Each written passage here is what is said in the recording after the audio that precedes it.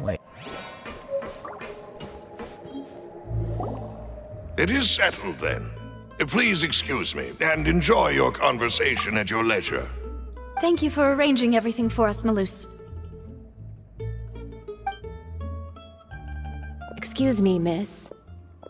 Do you need anything from us? Oh. Hey, Navia's all quiet. This isn't like her at all.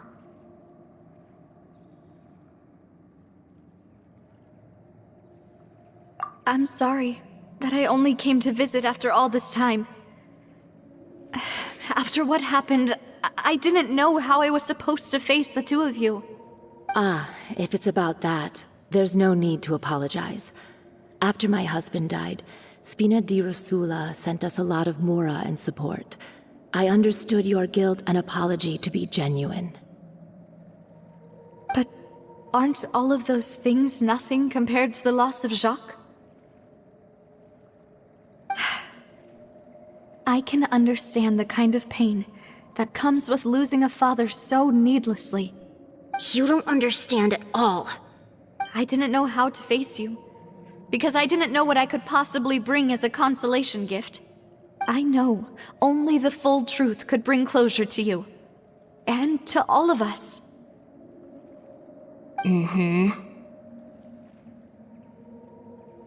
I'm sorry.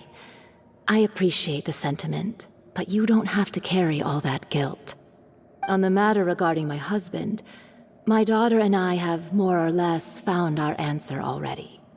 Would you mind sharing it with me? I really can't believe that my father could ever bring himself to shoot Jacques. I always knew that my husband's money was earned through others' suffering. He told me countless times that if he could turn back the clock, he would never go into the synth business again. He had many regrets, and felt that he took the idea of providing for his family too literally. For the longest time, he thought Mora was everything. So when Mr. Callis came to him with a proposal, he accepted it almost immediately. He tried to be as careful as he could, but even so, he was still found out by the higher-ups. They found out about his betrayal? Papa didn't say that exactly, but Papa did tell me that I should never be ungrateful. Before he left that day, he told me that he had no choice. It was only later that I realized it was his final farewell to the two of us.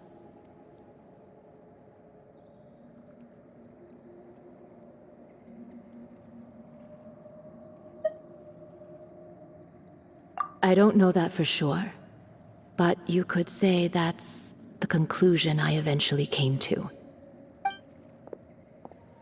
Which is why I'm the one who should feel guilty. Callis had always taken great care of us, both when he was still alive and after he passed away. Even if he fired the shot that killed my husband, it was likely in self-defense. It is impossible for me to hate him for what he had done. But Mama, why is Papa still the bad guy if he did the right thing? Papa always wanted to be a good man, so why did he have to do a bad thing in the end? Well, things aren't always as they seem. You still feel like your papa was a good man, right? Yeah, Papa was a really good man. The best in the whole world. Then you should hold on to that. If a good man had to do a bad thing, then he must have had his reasons. Regardless of whether he left you a parasol or a sword. He must have done so to give you a better life. Oh. Thank you for everything you've told me. I will definitely find the truth. The current state of things is not something I'm willing to just sit back and accept. Thank you. I'm very grateful to hear this from you. Even though your personality is quite different from your father's, your determination when you speak is really similar. You really think so? That's the first time anyone said that to me.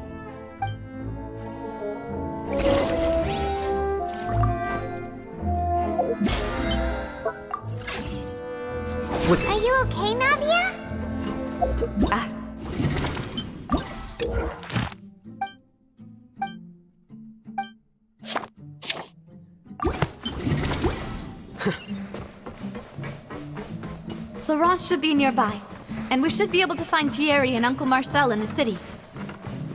I'll get myself together on the way, so please don't worry.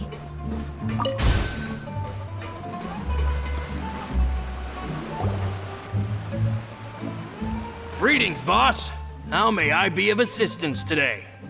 I'm sure you've heard about what happened at the Opera House. Someone got turned into water right in front of us. Yeah, I've heard. With something that dramatic, I'm sure journalists will milk it for all it's worth. And it'll be all the talk for the next several weeks. It also reminded me, on the day that the incident happened with my father, it was raining outside, and we found some clothes left at the scene. After my partner here put the dots together for me, I feel like we should try to reopen his case. Can you do me a favor and try to recall what happened that night? Let me think. Mr. Callis was feeling pretty upbeat that day. So he was drinking and bantering away with us at the table. After that, he told us that he wanted to go get some fresh air. So we let him go without thinking much of it. Who knew that we would hear 2 gunshots ring out right after?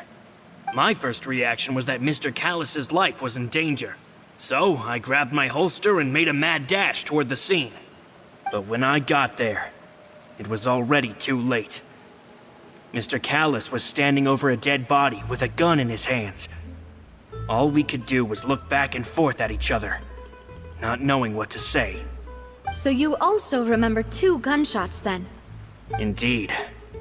The guard said that the first shot didn't hit anyone, while the second killed Jacques. But I've never really bought that explanation. Reason being, Mr. Callis had left his gun on the table. I even made sure to confirm that before running to the scene. But according to the guards, that doesn't mean he couldn't have had other guns on his person. About the clothes left at the scene that you mentioned, do you think there was a third person there who was turned into water? At least from our perspective, my father had no reason to kill. So he would also have no reason to bring an extra gun with him. The gun he was holding probably belonged to Jacques, or a third person on the scene.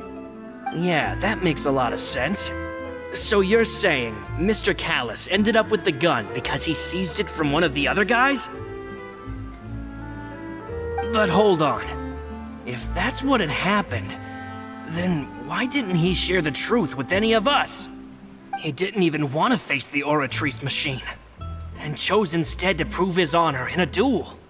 Did he lose all faith in the courts after seeing someone dissolve right in front of his eyes? About that, Malus told me a thing or two. So, I think I can understand why he committed to the duel. I'll tell you everything once the whole truth has been revealed. I understand. Then I'll leave Mr. Callis's honor in your hands, boss. And if I may just say one more thing. The whole Callis the Unfaithful epithet has been a thorn in my side since the day it was invented. Many people have laughed at me for still calling him Mr. Callis, even after so many years have passed. But it was Mr. Callis's trust that allowed me to rise through the ranks of Spina di Rosula and live the life I lead today. No matter what others might say, he'll always be the man I respect the most. And he'll always be my boss. Don't worry. I will definitely find the truth. You and all our other comrades at the Spina deserve to know the truth as well.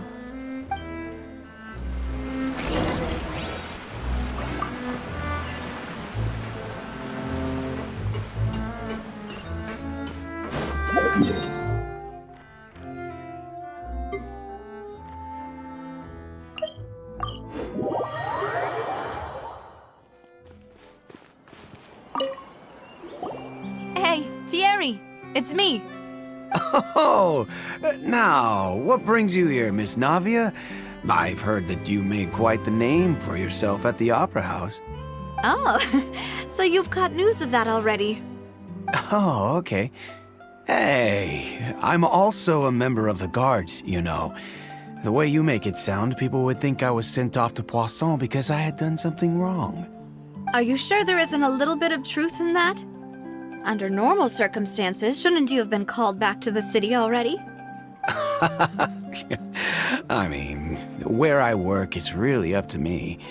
Let's just say I enjoy the ambiance of Poisson. Callis did a fantastic job running the town, building Spina di Rosula from the ground up and clearing many obstructions in my way. It would be next to impossible for me to find a similarly easy but high-paying job in the city. Anyway, enough chit-chat. Are these two friends of yours? You, here for some formal business? Yes. These two are my partners. What happened at the Opera House made us realize that Linny's case and my father's may be related. We're trying to reinvestigate the details of my father's old case. Ah, I get it. You think there might be more to the case now that we know people can be dissolved into water, right? I was also flabbergasted when I first heard of it. If you want to go through the original files from your father's case, I can help you look for them. That'd be much appreciated. Thank you. Actually, I have another question. Do you have the authority to dispatch Gardamex? Of course. Without them, I couldn't possibly handle Poisson on my own. Why do you ask? We definitely can't use them to forcefully get more evidence for your father's case. Well, you see, just recently, we were attacked by a horde of unnumbered Gardamex in the city. So, if you hypothetically wanted to do something against me, all you would need to do is get rid of the mecha serial numbers and send them after me. Then you think too highly of my abilities. Dispatching mecha is very different from controlling them. If I had to make an analogy, when you order a dish, the chef will make it for you. You can ask the chef to cook, but not to massage your shoulders or carry your baggage. If you try to make unreasonable demands, the chef would just think you're out of your mind and ignore you completely. The same goes for me and my Gardamex. Removing a serial number is also not as easy as you might think. There are a lot of complex steps to it, and it's almost impossible to keep it a secret. So I can promise you, those mecha were definitely private units. They're certainly not cheap. So, whoever their owner is must be super rich, powerful, or both. Now that you mention it, though, being in the synth business would definitely be profitable enough to afford this. Oh, then you're officially in the clear, Thierry. Oh, well, thank you for the vote of confidence, Navia. Jokes aside, I'd like to wish you all the best with your investigation. I'll be staying in the city for a little while, so just come find me if you need any support from the guards.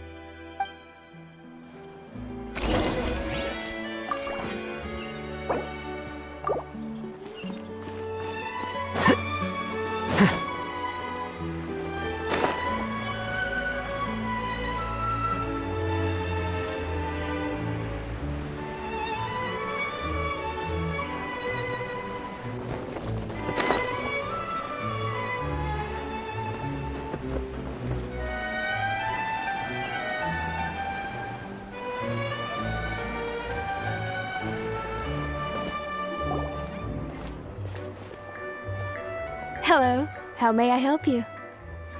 I'm here to see Marcel. Could you please let him know?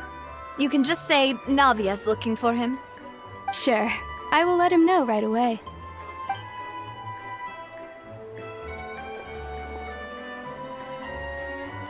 Ah, Navia, hello. Sorry to keep you waiting. I'm not as young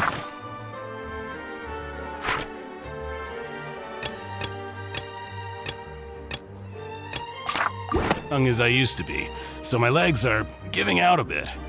Oh, it's all right, Uncle Marcel. There's no need to stress. I just wanted to talk to you briefly about what happened in the Opera House. I'm sure you saw everything too, right? Yes, I've never seen anything so strange. Oh, You were at the Opera House too? That's right.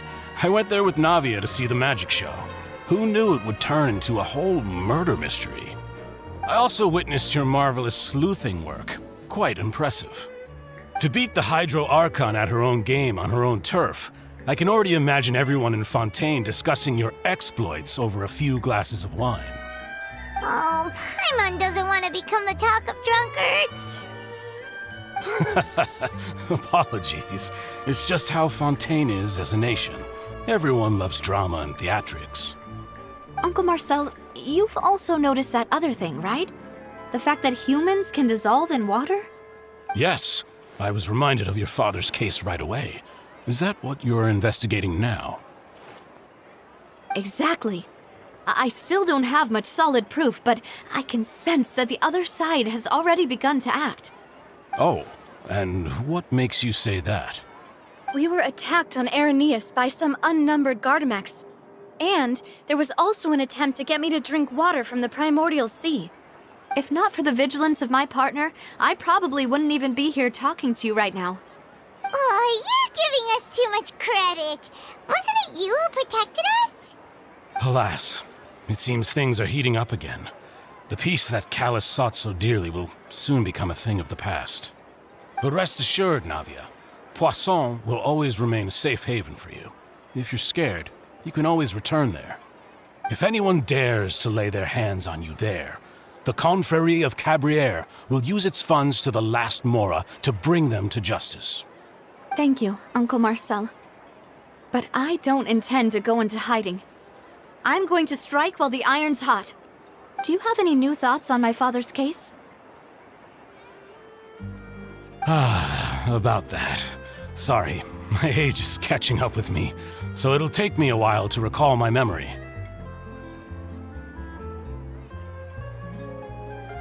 The Confrérie was responsible for that banquet, so I was out and about the whole time making sure things were running smoothly. I didn't even have the time to drink with the guests. Then I heard the sound of a gunshot, and the rest was history. Oh, it's okay. No need to push yourself.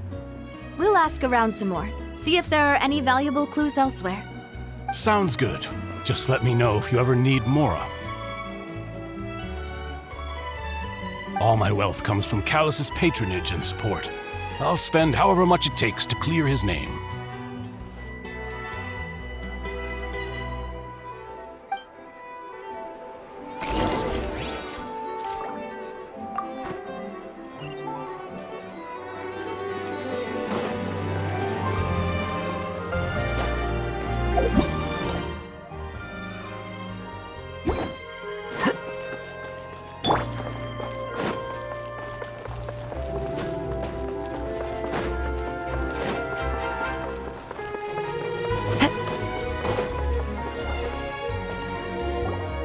We've talked to all three suspects, purely based on their conversations with me. None of them sounded particularly suspicious. I suppose that's to be expected, though. If a single conversation's all that's needed to find them out, then my father wouldn't have needed to investigate the case for so many years. Anyway, even though we didn't make a breakthrough, let's still compile what we were able to find. But where should we start?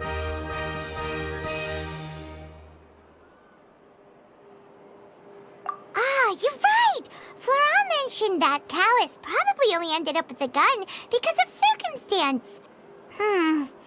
That makes sense.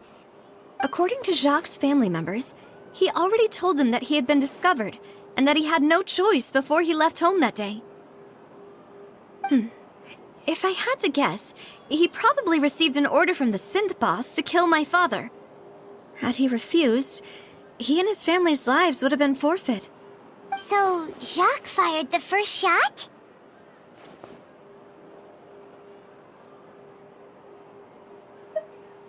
Oh? And why is that?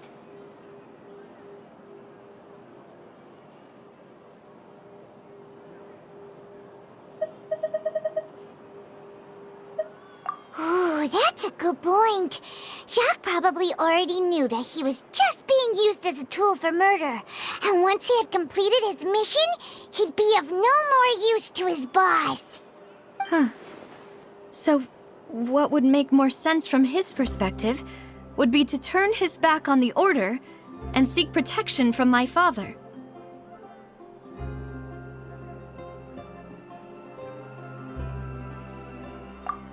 Makes sense. But without evidence, that's still just a theory. Besides Jacques, the attack from the Gardamex has been bothering me quite a bit as well. It's obvious that our enemy has become more antsy after the secret of the primordial seawater was revealed. Do you think he knew, even then, that we'd follow this lead to the end? Given everything that's happened since, it's quite possible. But who among the 3 suspects would have the ability to control privately owned Gardamex?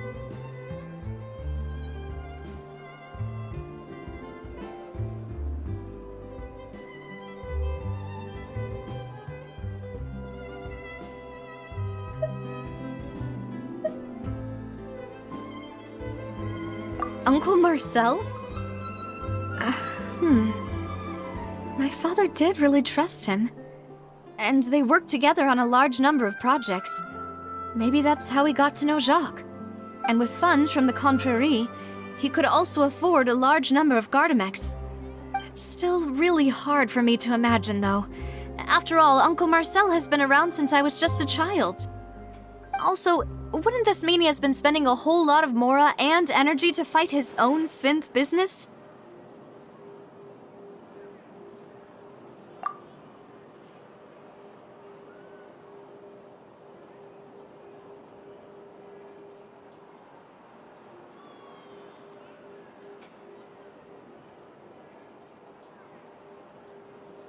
Florent? It is true that he was closest to my father, and thus had the best chance of learning about his dealings with Jacques. But as Spina di Rosula's advisor, his work mostly deals with personnel and security, so he shouldn't have much means when it comes to finances.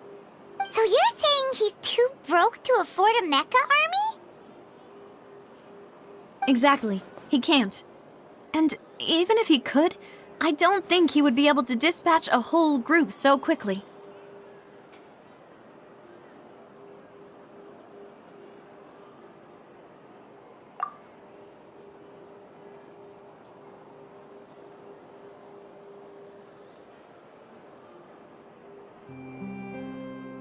Thierry, you say? Huh. It is possible that he's figured out a way to convert the Gardamex for personal use. But I didn't feel like he was lying when he was talking to us about the mecha. I also don't think he'd be able to keep that kind of tampering under wraps. Yeah. Had he actually tampered with the mecha, we'd be able to prove it with a simple check of the guard's inventory. If the mecha were taken from the guards, it should be pretty easy to find out when and how that happened. Who could it be?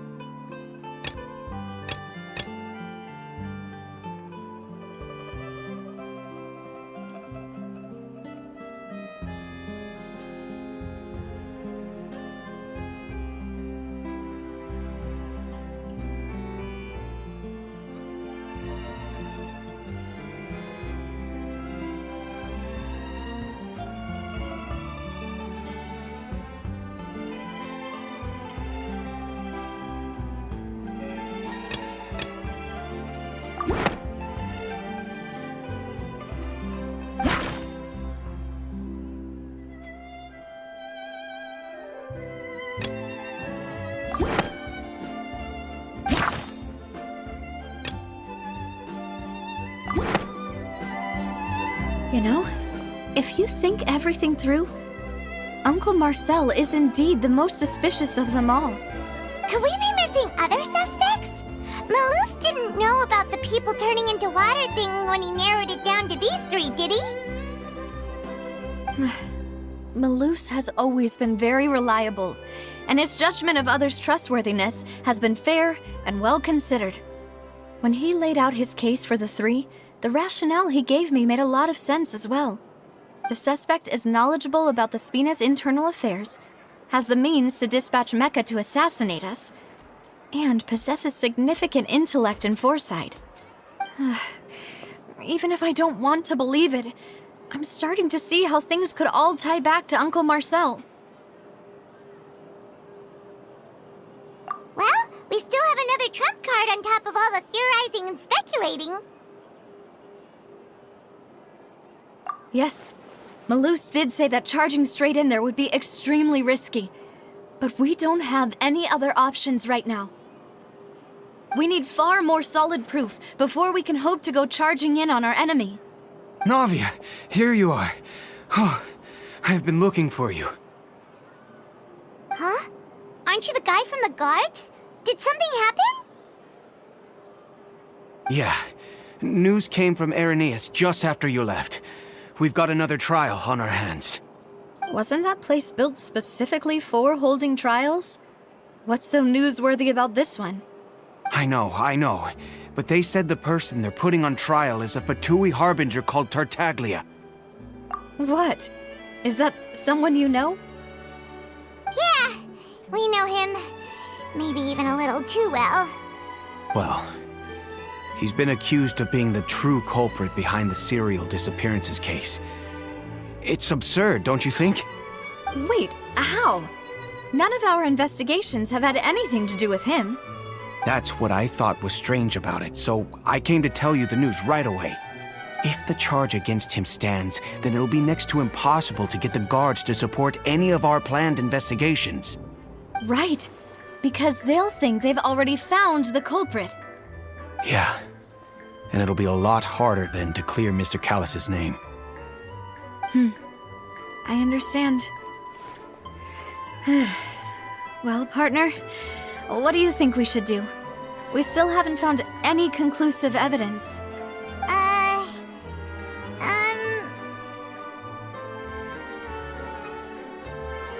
Huh? Split up? What do you mean?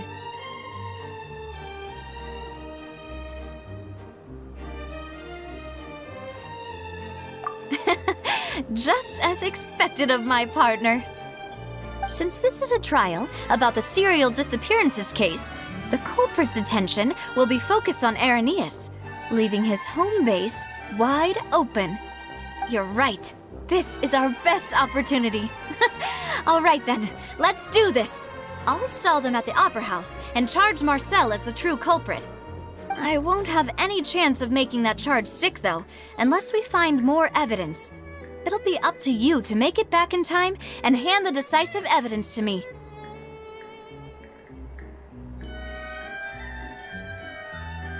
We'll help you, just like you helped us in Lenny's trial. Demoiselle, please allow us to accompany you. I'm ready. Ah, Malus, Silver, when did you two get here? We heard that you'll be leaving Poisson and figured that you might require our assistance. It's our hope that your confidence will be bolstered with the two of us by your side. Thank you so much. Then, let's make haste for Irenaeus. Paimon, Traveler, I'll see you at the Opera House. See you then!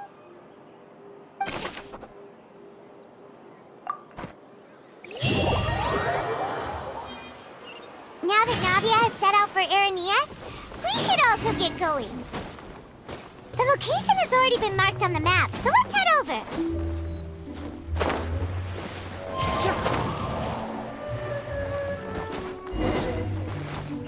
Huh. According to Malus's info, the synth production base is underwater. Let's go and try to find the entrance.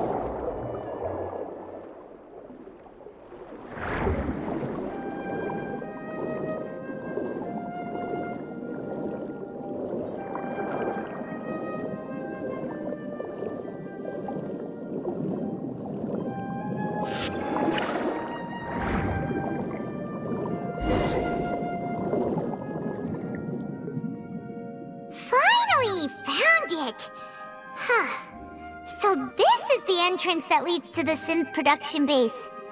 It sure doesn't seem out of the ordinary at all. Ah, you're right. An important place like this is bound to have a ton of protective measures and mechanisms. Navia's probably arguing up a storm right now to stall for us.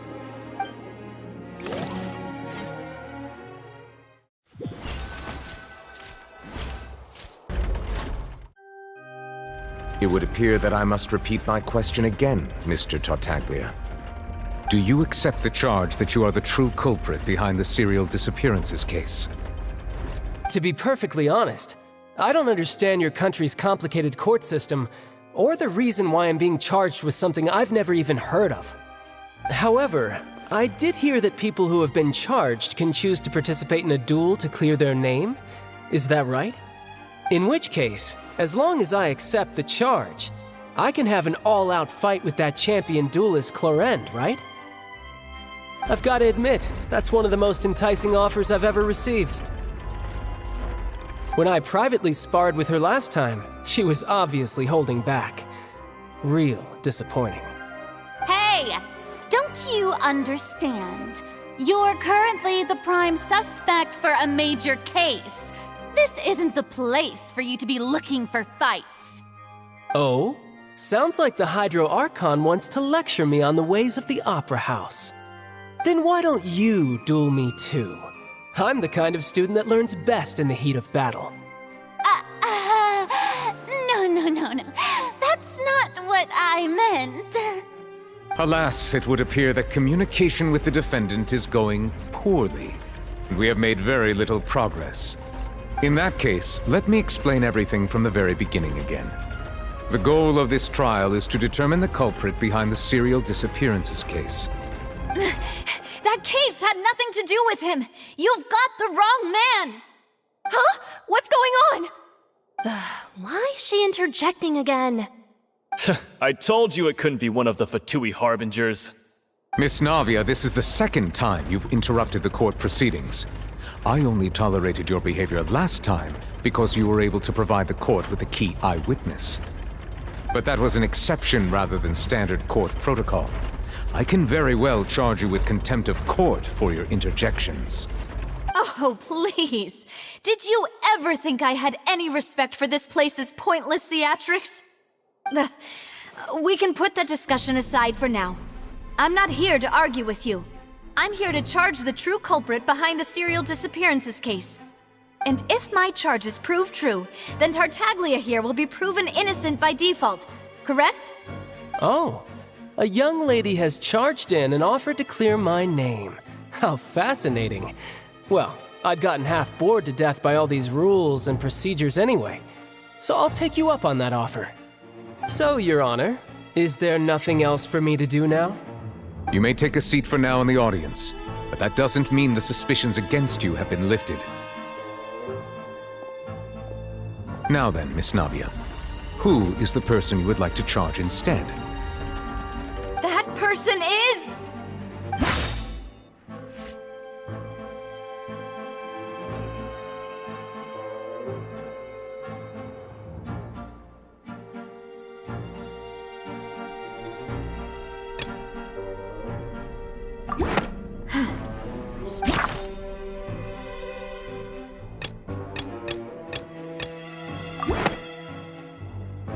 Marcel, the head of Confrérie of Cabrières! Huh? What confrérie? Never heard of them in my life. I've heard of them, but weren't they Spina di Rosula's sister organization? Oh, is this going to be a friends to enemies type situation? Please let me remind you, Miss Navia, that charging someone is an incredibly serious matter. Committing to the charge also means taking on the legal responsibilities associated with it. And if the charge fails, depending on the circumstances, you may also be charged with the crime of making a false accusation. Knowing this, do you still wish to charge this man? Yes, I do. In that case, I declare the charge to be valid. Miss Navia and attorneys, please take your places on the court. Members of the guards, please contact Mr. Marcel right away so that he may stand trial.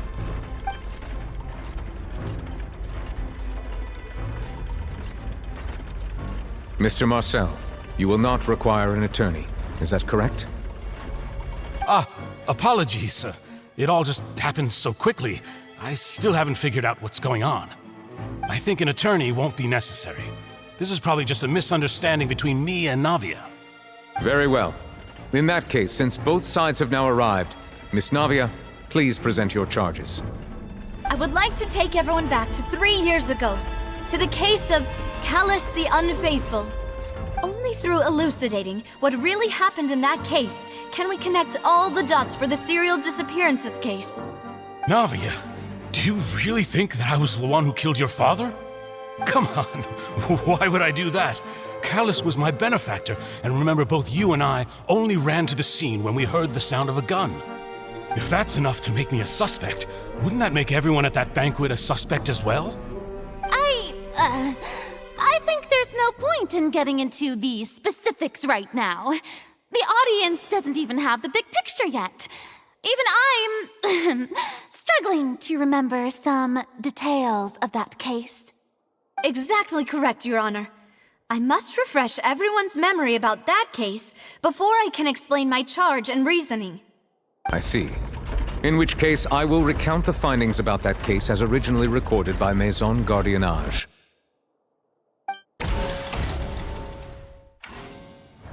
On the day of the murder, Spina di Rosula hosted a large banquet in a countryside estate owned by the Confrérie of Cabrières.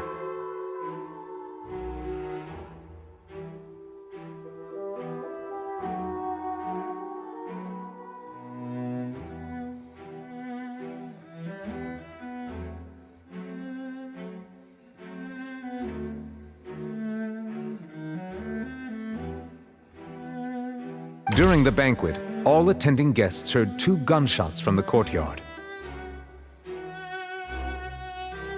When the guests arrived at the scene, they found the primary suspect, Callus, holding a gun, while his acquaintance, Jacques, lay dead from a gunshot wound.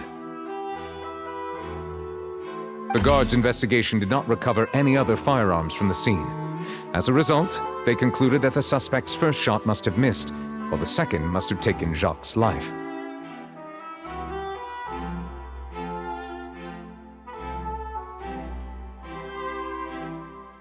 The suspect did not dispute this conclusion, and also declined to defend himself in court. Instead, he chose to prove his innocence through a duel.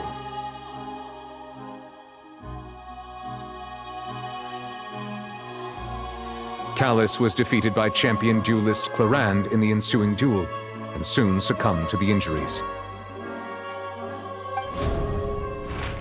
These are the known facts about the case.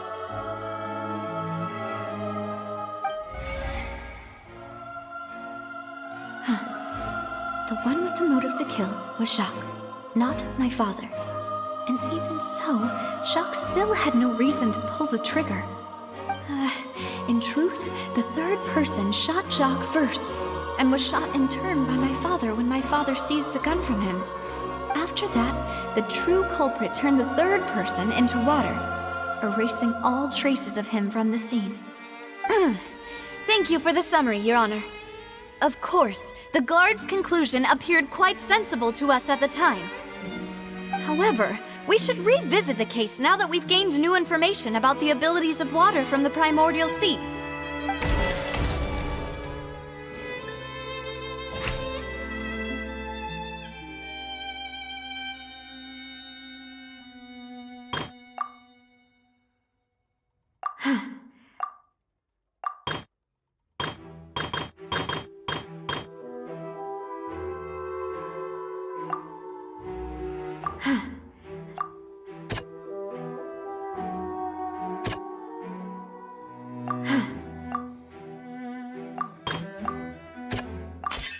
Testimony. However, in the end, he reconsidered, and instead shared everything with Callus, hoping to seek the latter's protection. Unfortunately for Jacques, the true culprit had already considered this possibility, and had sent out another assassin.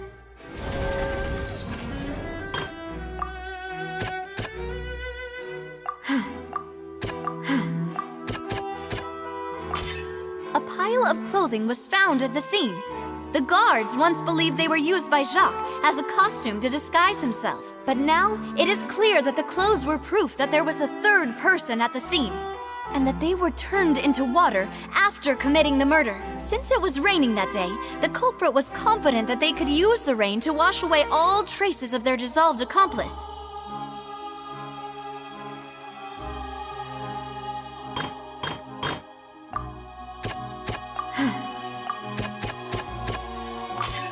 This assassin first shot Jacques, then turned to shoot Callus, only for Callus to wrestle the gun from him and kill him instead. Realizing this, the true culprit caused the hired assassin to dissolve into water, leading everyone to believe Callus was responsible for Jacques' murder. This is the true version of events.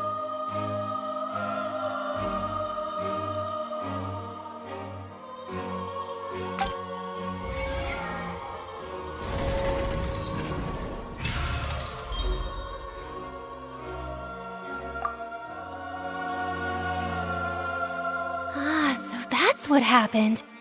Wait, you're telling me something as dangerous as water from the primordial sea has been used for all these years? What a great theory. It also explains Callus's and Jacques' respective motives. I guess they didn't shoot each other after all. Mr. Marcel, you are the one being charged with the crime. You should provide a rebuttal if you wish to prove your innocence. But I think I agree with everything Navia just said. In fact, there was nothing in her speech that directly implicated me. Then, may I ask some questions? In my opinion, we primarily need to determine two things.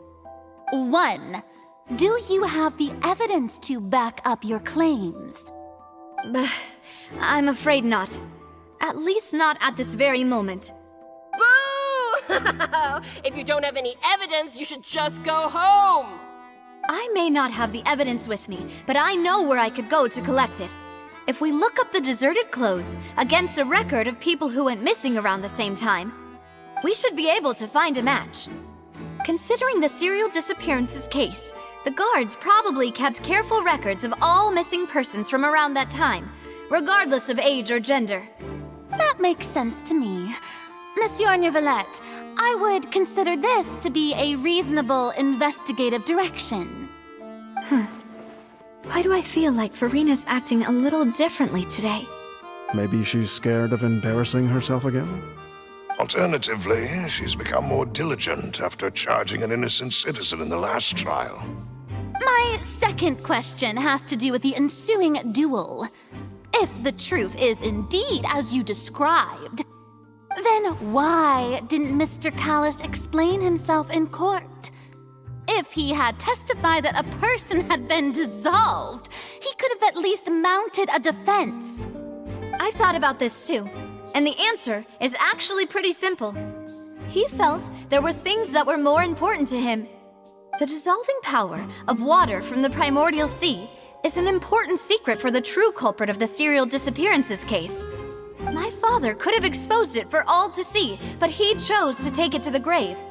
At that time, Spina di Rosula was in dire straits, and his reputation had already been shattered. He had no guarantee that going forward with the truth would allow the culprit to be brought to justice. What was certain, however, was that it would paint a gigantic target on my back. Boss once told me that Demoiselle had already been selected as the next target of the serial disappearances case. What? If the secret had gotten out, the culprit would have fought an all-out war with Espina right there and then. I wouldn't have been the only one in danger. All of us would have stood to lose our lives. Of course, the guards might eventually figure out the truth of the matter and determine that we were in the right. But what good would that do? How can a hollow verdict protect anyone? Had this opera house ever given my father any kind of confidence in its brand of justice, Spina di Rosula would have had no reason to exist. But by staying silent, we retained the ability to deter our opponents and continue the stalemate. I was able to become Spina di Rosula's president, which made me harder to target, as well as giving me more time to grow and learn. And once I have figured out the truth and stepped up to the challenge, I will do what this opera house cannot and restore my father's truth and honor back to him. So, you mean to say, your father intended to die in the duelist's ring? That's right. Do you have any proof? Of course. All you need is to ask his opponent, Clarand. I don't need your apology, your guilt, or your support from the shadows. You don't have to do anything for my sake. But since he entrusted his will to you, Clarand, you should tell us the truth about his sacrifice. So, during the duel, did you believe that Callus was intending to die? Yes, I did. As a champion duelist, I've fought many battles and taken a countless number of dishonored lives. In my line of work, I've seen all kinds of people give their all for the faintest hope to continue living. Some were determined, others passionate, and some even manic and twisted. Just one look and I can tell if a duelist is hoping to live or if they're looking to die. I hereby swear on my name and honor as a champion duelist that Mr. Callus never intended to leave the ring alive. Since that's your testimony, I have no more questions. It appears there really are good grounds to reopen this case. I concur. However, Miss Navia, you still have not explained the link between your father's case and the serial disappearances case. Right? What she said was fascinating, but kind of beside the point. Wait, weren't they just talking about the serial disappearances case? Of course, Your Honor. The two cases are connected via a matter of timing. In my father's case, the culprit intended to kill both Jacques and Callus. As a result, they planned to act after hearing 2 gunshots. And at the end of Linny's trial, the culprit also only dissolved the victim in front of everyone because they realized they were at risk of being identified. The culprit could only time their actions so precisely if they were already at the scene. Coincidentally, Marcel attended both the banquet and the trial. So that's why you suspected me. Even after hearing your reasoning, I still can't help but find it a little preposterous. I'm used to it, though. You've always been an impulsive and sentimental child, Navia. It's one of your most endearing traits. No need to appeal to pathos. I won't try to refute your points one by one, but even if everything you just said was true, can you prove that I was the only person present at both events? On top of that, does a person have to be physically present to control the timing? Can't someone remotely monitor the place?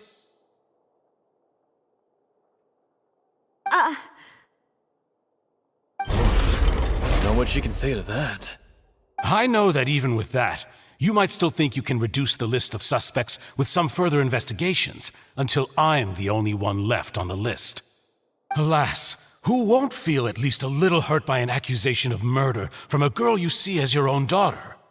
But if I were to dismiss this completely, you'd also think I'm not being considerate of your feelings. Ah well, let Uncle Marcel teach you another lesson.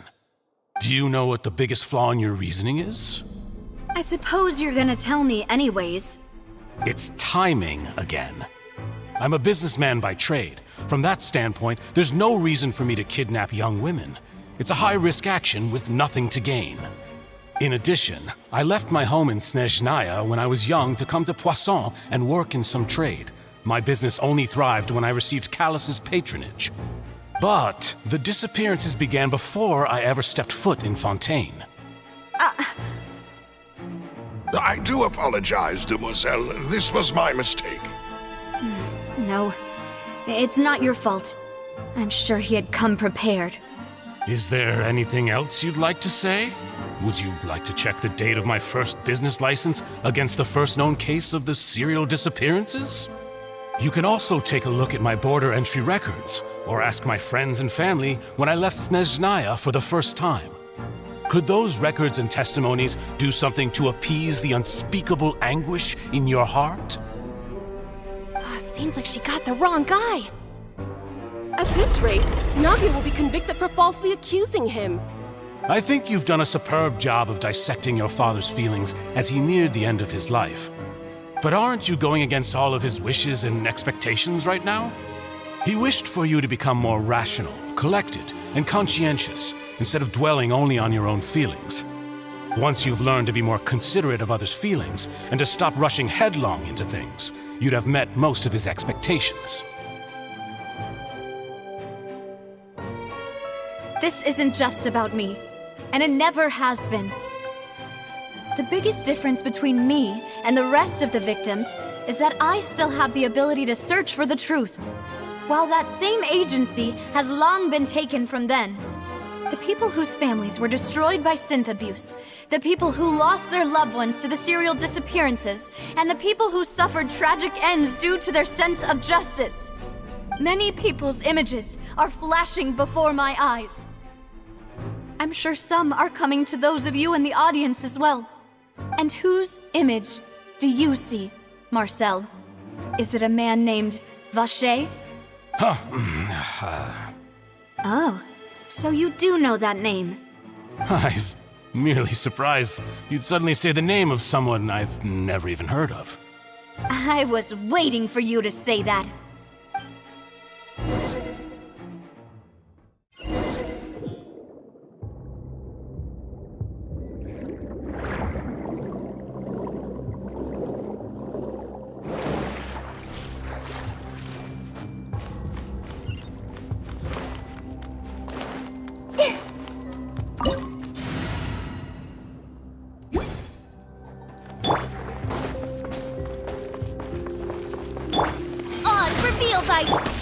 One with nature. Here you are.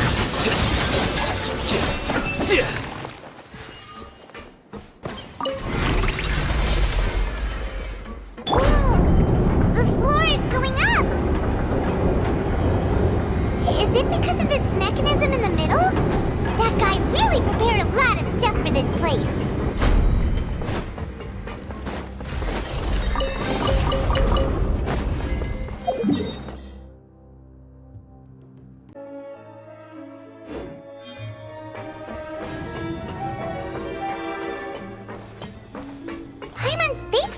Go up, but Paimon doesn't see a way.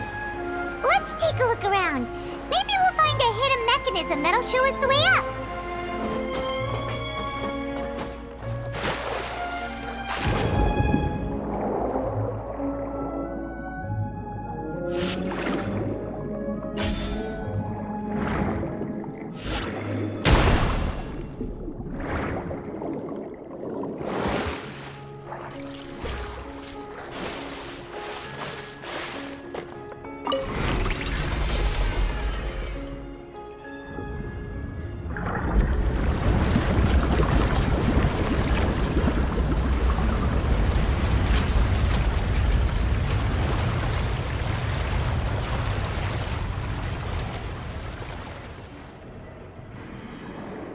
The water level is rising!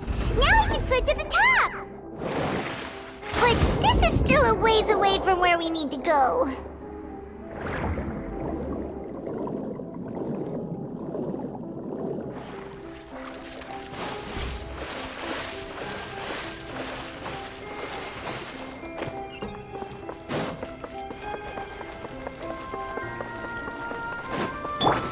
By royal decree! The wind knows me. Take!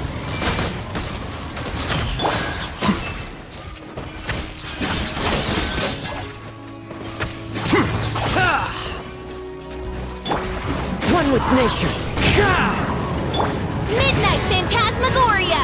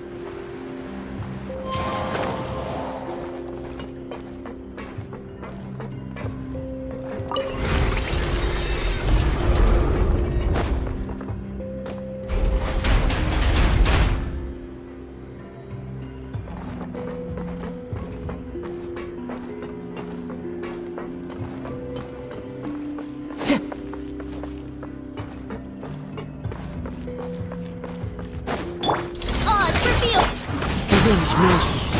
Time to go.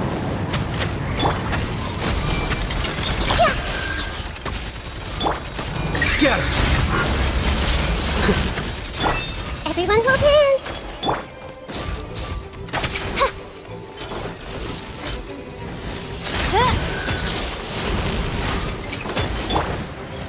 One with nature.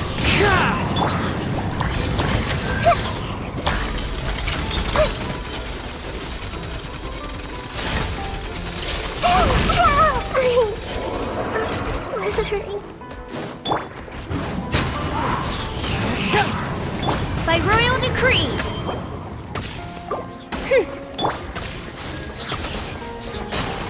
The wind knows me. Hey!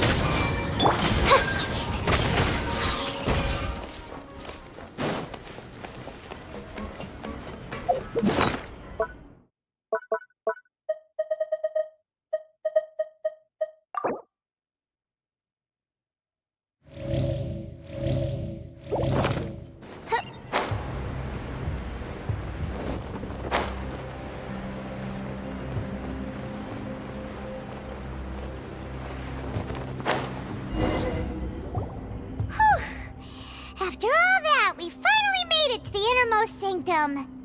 Though, as expected, the mastermind isn't here.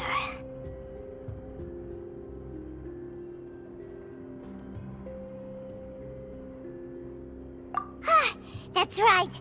Then let's hurry up and find some evidence so we can get back to the Opera House and help Navia.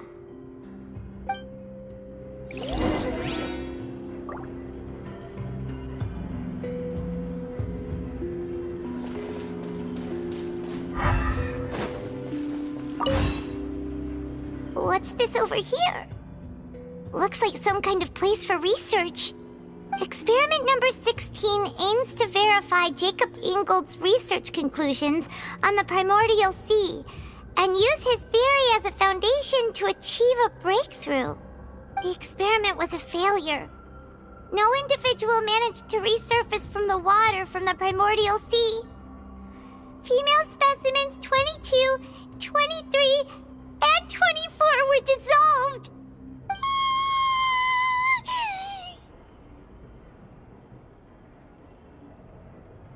Sorry, Traveler. Paimon will try her best. It's just that Paimon's never read something so scary before. How can someone write something that terrible in such a matter-of-fact tone? You read the rest. Paimon's too scared to keep going.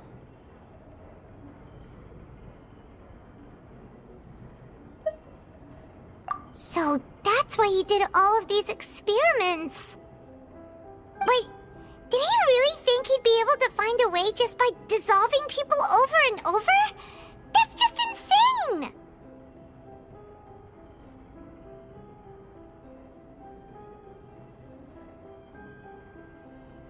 Huh? Isn't that the name you heard by the fountain? Paimon thought he was an eyewitness in the serial disappearances case.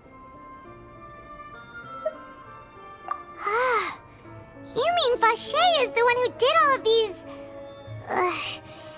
experiments?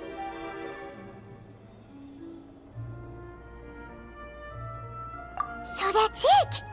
Vache was no victim, but personally took his lover and... No, that's not it either! If that's the case, why would he want people to resurface from the water?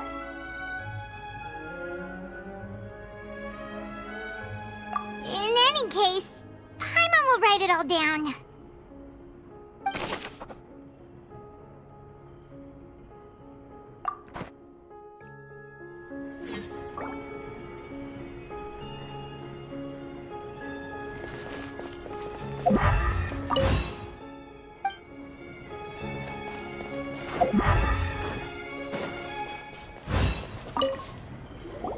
Oh, look! There's an important-looking basin over here, and it's full of water!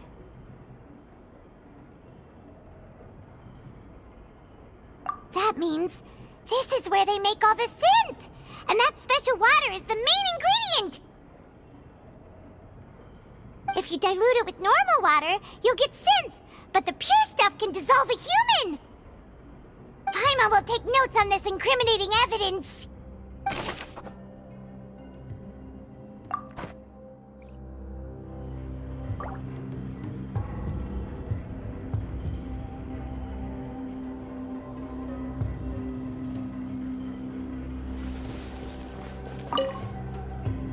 Let's see what's written here. Nothing escapes Detective Paimon's eyes. Callus. Navia's father. Oh, this seems to be an investigation report on him.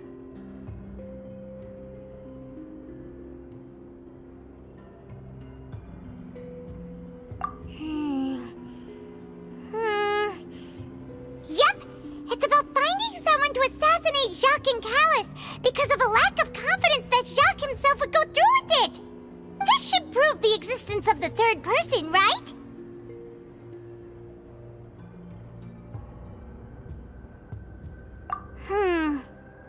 We still have not determined the exact content of the key information Callus has passed on to certain members of his organization. The old dog's a real menace to deal with. Even if he abides by the promise he's made to us, he will still have the upper hand. He can act whenever he wants to make our lives miserable. The only option left is to remove him from the picture entirely. I concur. Let's send someone to kill him. He won't declare war as long as we don't touch Navia. Oh, seems like we've got a bunch of correspondence between the higher-ups.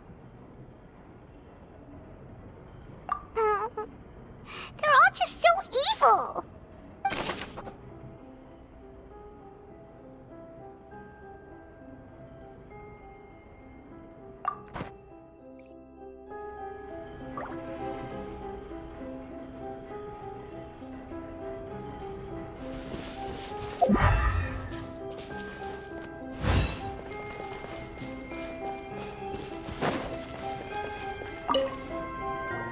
Whoa! There's so much synth here! And so many bottles of ingredients that probably just contain the waters of the primordial sea.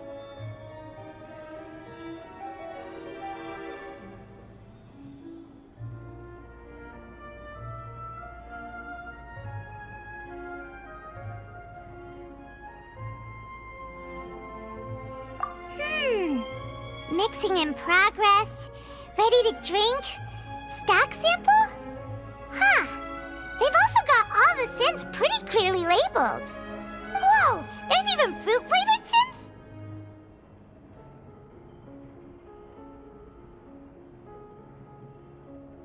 Yep, it's super obvious.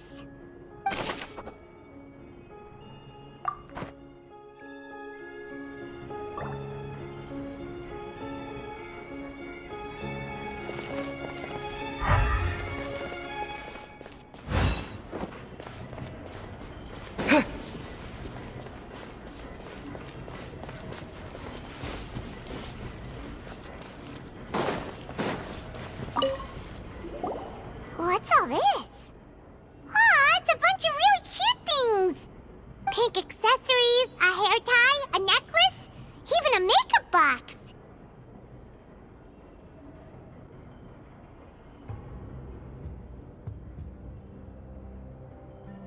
Oh, Paimon sees it too, but why are all these cute things labeled with different girls' names? Huh? You mean the girls from the serial disappearances? They were brought here? And then they were turned into water. And all the boxes of things. These names. That means... Oh, this is terrible.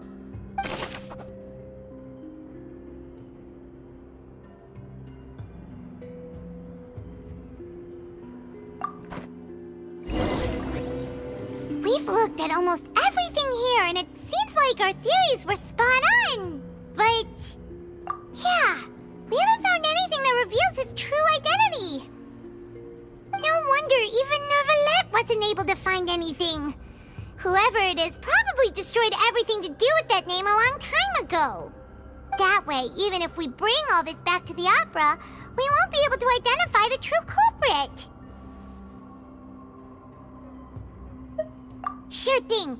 Paimon won't admit defeat to this guy either.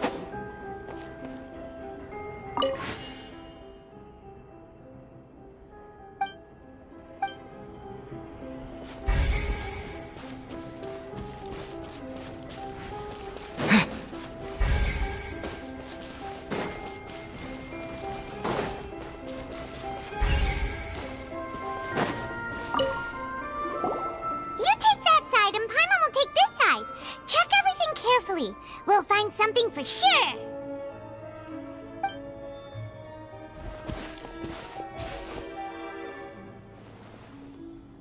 Ugh.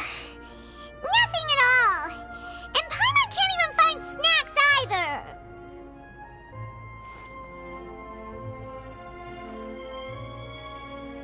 Whoa, really? Let Paimon see. Vinier. Isn't that Vache's lover's name? Then you found her diary. Let's see. Aw, it's just a normal diary chronicling their love story.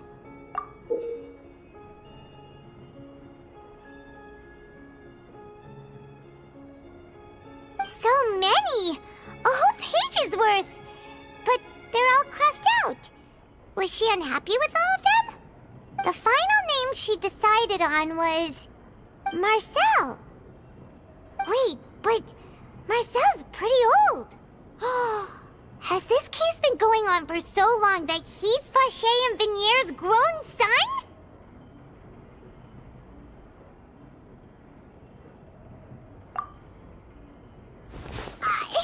Hey! Paimon still hasn't figured it out yet.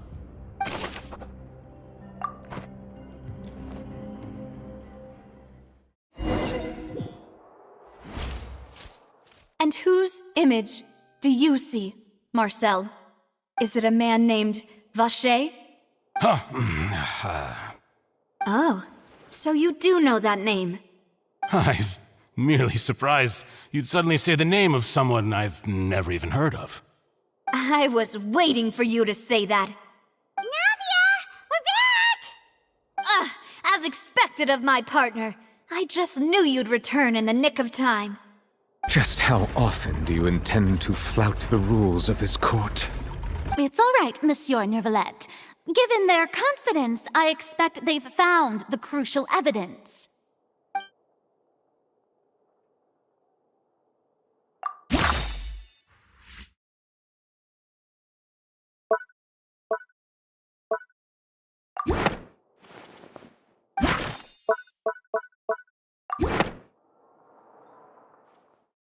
But the truth of it, Marcel, is that you've always been Vache.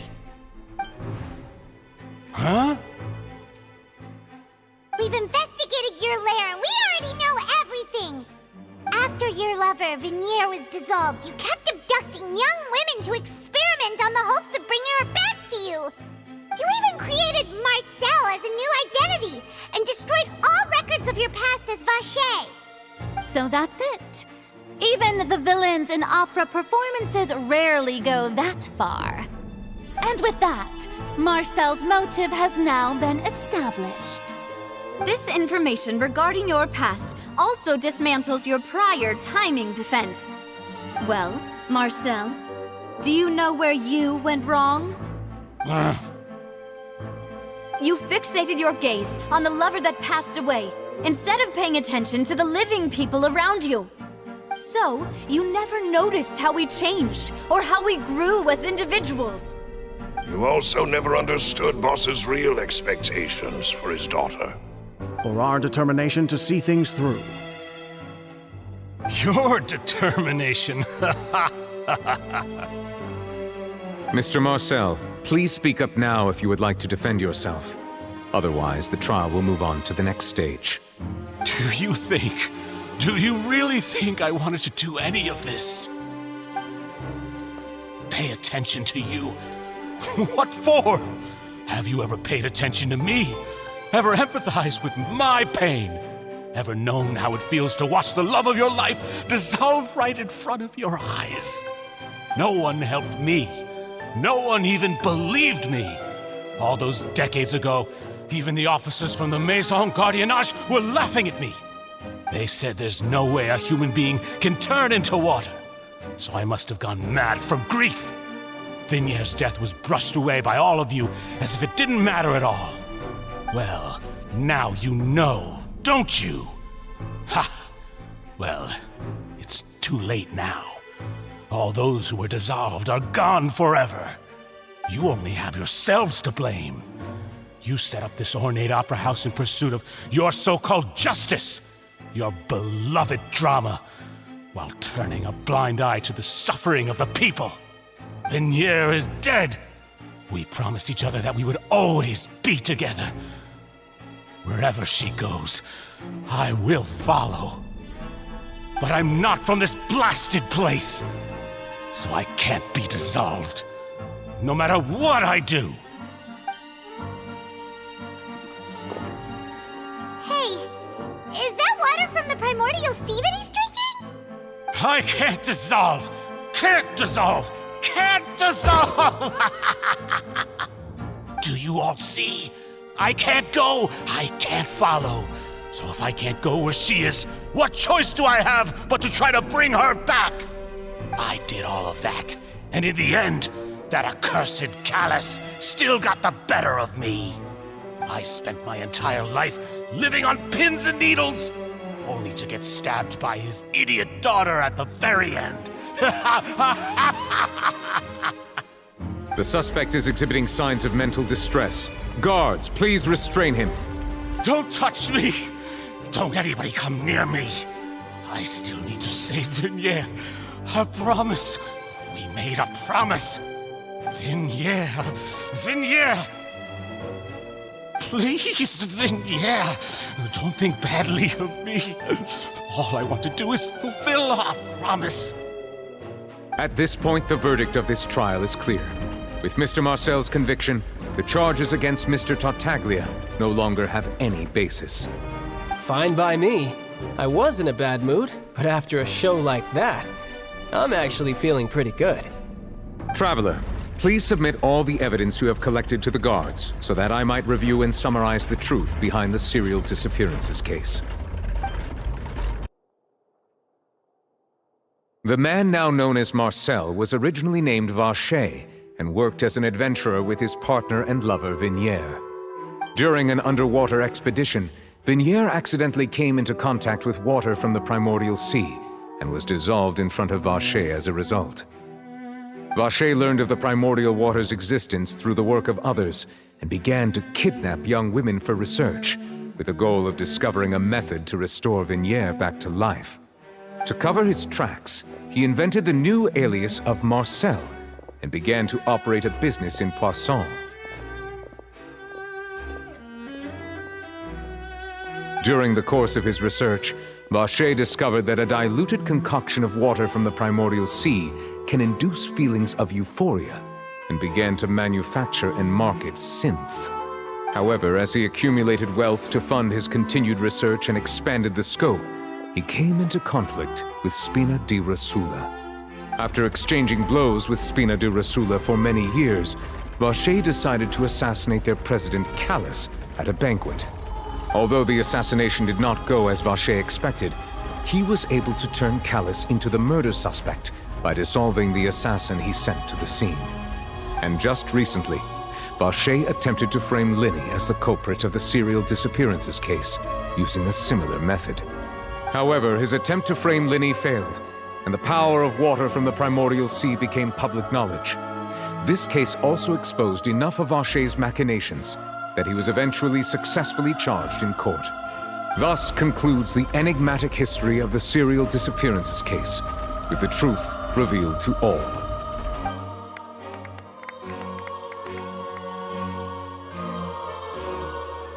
The Oratrice will now deliver the final verdict regarding the charges against Mr. Vacher.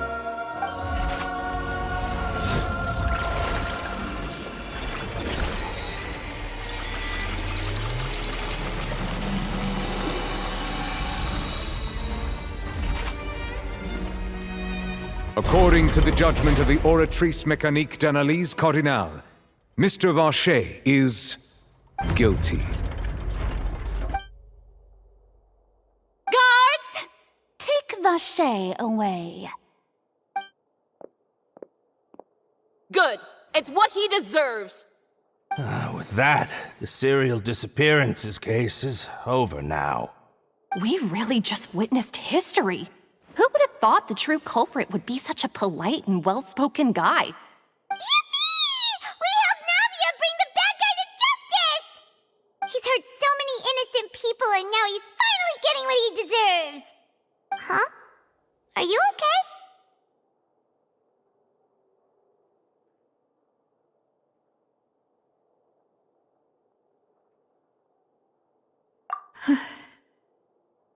Demoiselle, you were absolutely brilliant. The day our late boss had always hoped for has finally come. You can rest easy now, knowing justice has been served. Yeah. It's finally over. It's all thanks to you guys. And my partner. See, Papa? Spina di Rosula's still doing well with me at the helm. Well now, hasn't this been a most delicious piece of drama? The villain has been caught, justice has been served, past wrongs have been righted, and it's a big ol' happy ending. Since it's been such a great show, I'll just let the false accusations against me slide. Either way, I've still got some business to attend to. So, if you'll excuse me... Please wait just one moment, Mr. Tartaglia. What now? None of this has anything to do with me. According to court protocol, since this trial was initiated due to a charge against you, a verdict must also be made regarding the initial charge before the trial can conclude. Oh, come on. Is this really necessary? Haven't you already caught the real criminal? Isn't it time for side characters like me to exit stage left? Please respect the laws of Fontaine. This has always been the rule. All right, but this sure is a lot of hassle. All I need to do is stand over there, right? Let's just get this over with. Through evidence presented in the public trial that was just held, it has been established that Mr. Tartaglia has no direct connection to the serial disappearances case. The guilty party has been identified, and thus it is logical to suppose Mr. Tartaglia is innocent of the charges.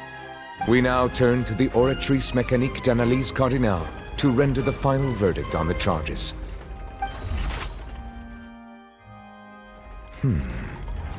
According to the judgment of the Oratrice Mécanique d'Analyse Cardinale, Mr. Tartaglia is guilty. What? Hey! That's not funny! Didn't you just say I'm supposed to be innocent? What's with this verdict? Is your justice machine malfunctioning? Huh? This has never happened before. The Oratrice actually returned a different verdict from the Chief Justice. I mean, have you ever heard of an innocent Fatui Harbinger? Do you think the Oratrice might have just convicted him on general principle? But weren't the charges about the serial disappearances case? No matter what else he's guilty of, it shouldn't affect the verdict in this case, right?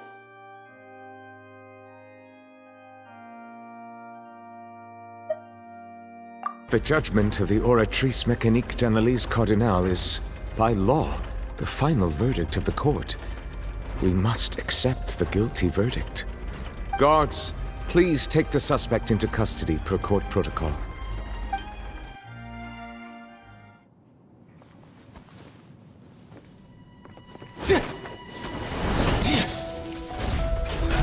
So this is how justice is done in Fontaine.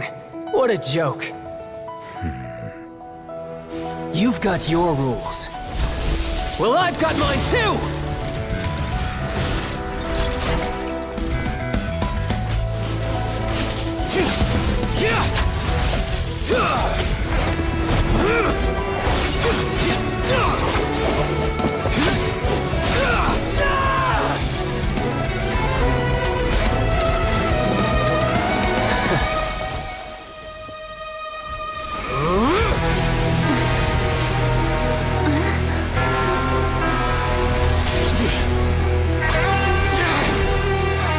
He's activating his spell legacy!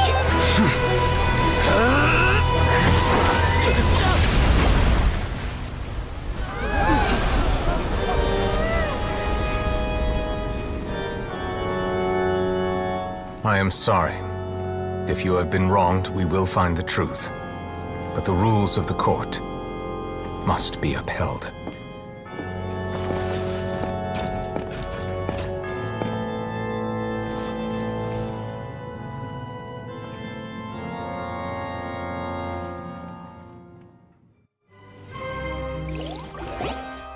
Hey, Monsieur Nouvelette, what's going on? Shouldn't they have been cleared already? Apologies. This is also the first time I've encountered such a situation. However, according to the rules established at the conception of Fontaine's court system, the Oratrice's judgment is the final verdict of the court. All I do is follow court procedure. As for why the Oratrice arrived at the conclusion it did, you should probably ask someone more knowledgeable than me.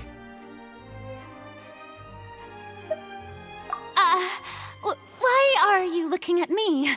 I had nothing to do with it! I don't know what happened there either! Hey, stop staring at me! What does Lady Farina mean by that?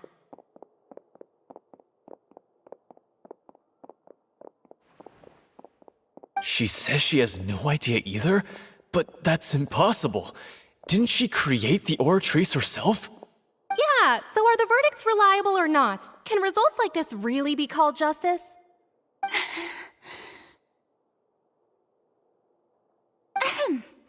My dearest citizens, did you really think we'd allow an incorrect verdict to be handed out in this court? Did you really believe that the judgment could be mistaken or be the result of some sort of random mishap? Don't tell me you thought even I had been blindsided by the Oratrice's result. But the way she looked just now, it was pretty obvious she had no idea what was going on. However, given the state of things, I shall give you an explanation. Everything that just took place, including my supposed shock and bafflement, was a part of an elaborate performance, with every action meant to stir up drama and excitement. And, of course, for every performance, there is a script. Everything has unfolded exactly as I expected from the very beginning. As the embodiment of the very concept of justice, the Oratrice shall never render an arbitrary judgment! If you thought Child had nothing to do with the serial disappearances case, it is only because you've been blinded by the superficial appearance of innocence. Everything he's done, not to mention the danger he poses, are beyond ordinary comprehension and completely unforgivable! All shall be revealed in time. You will come to understand my noble intentions, as well as the absolute correctness of the Oratrice's verdict.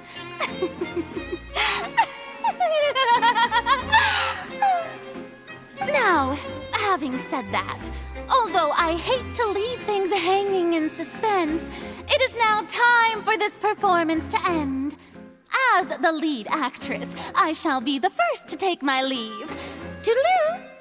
So she chose to make her escape after all, did she? So you're saying we shouldn't put much stock into what she just said? She probably just put on that performance to save face. As for the truth, it's unlikely that she actually has any idea. However, please be assured that I will continue to investigate this case in a personal capacity. Just as I promised, if the judgment has been incorrect, we will do our utmost to clear his name. All right. Even though we feel pretty badly for him, we'll take your word for it for now. After all, he's done plenty of bad stuff, so he should have known he'd go to prison someday, right?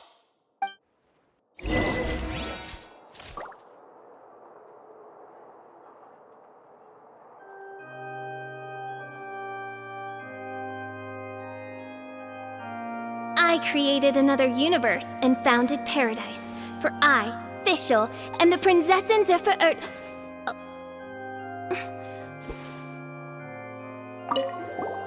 Oh, Monsieur...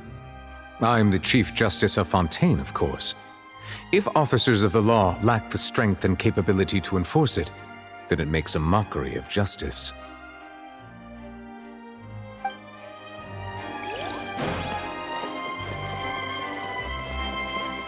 Time to go.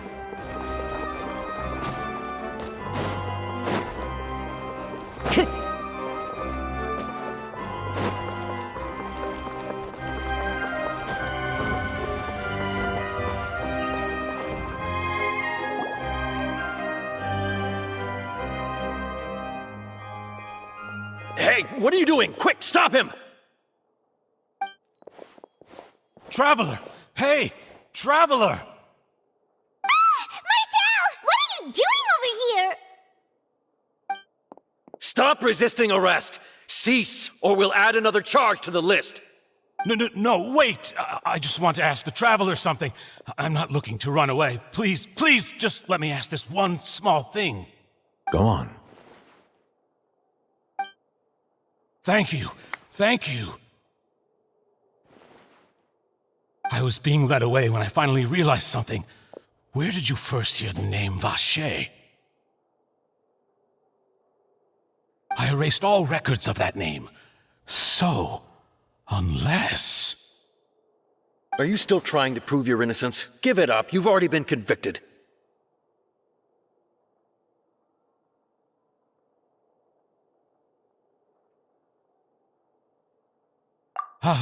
Really? You did? You're sure? You met her? But how could that be? How did you manage to do it?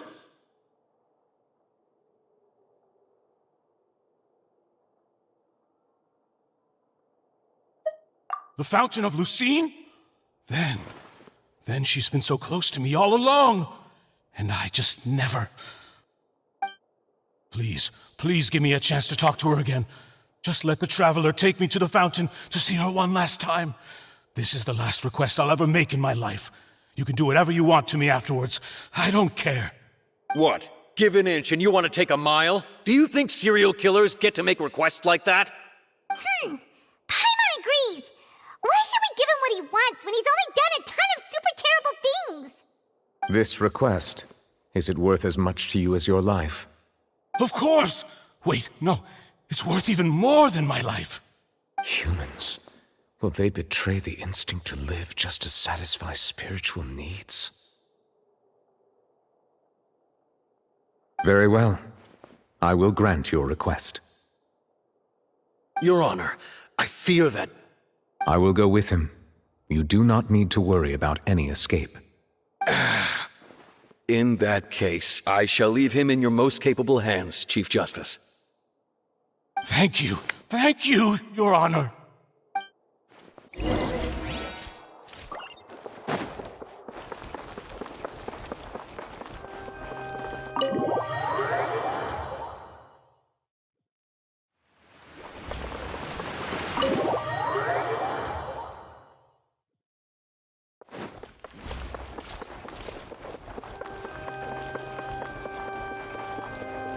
Time to go. Time to go.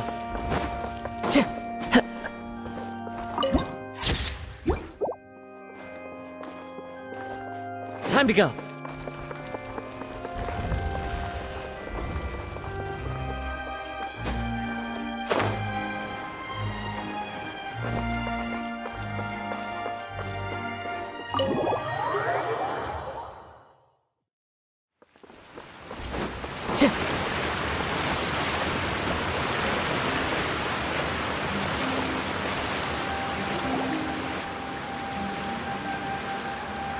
Is this the place?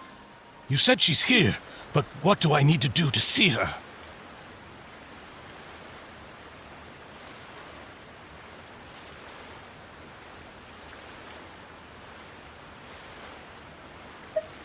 Yeah, and even Paimon could hear her after drinking that thing. Didn't you just drink a lot of it on the stage as well? Vache! Ah! Yes, that's it! So you heard it too! Vinier, it's me! It's me, Vache! Vache? Vache! I'm here! I'm here! Where are you, Vinier? I'm coming for you. I'm finally here for you. Hey, wait! Be careful! Hey, wait!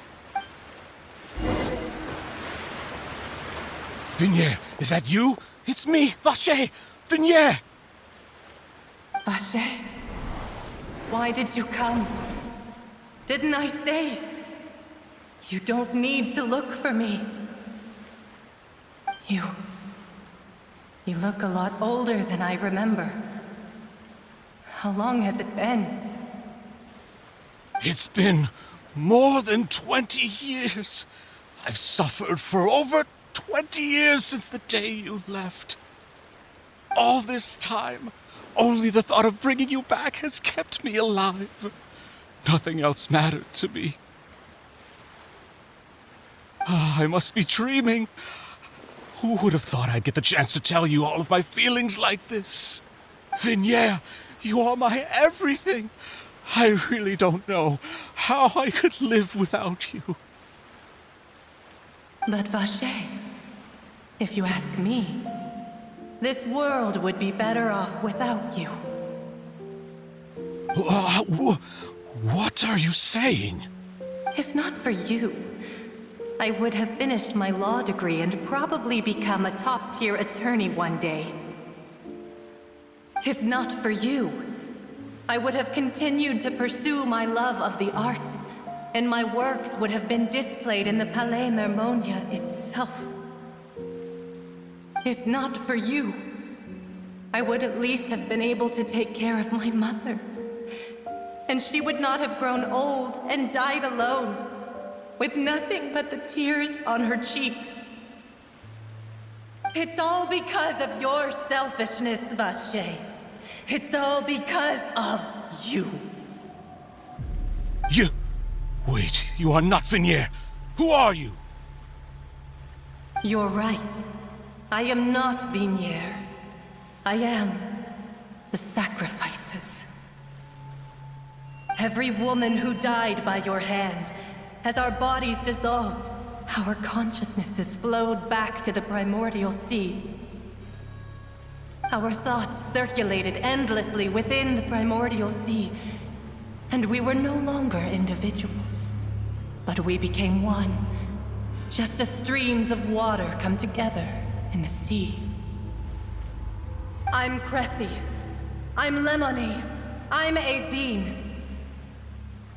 The only one I am not is Vinier.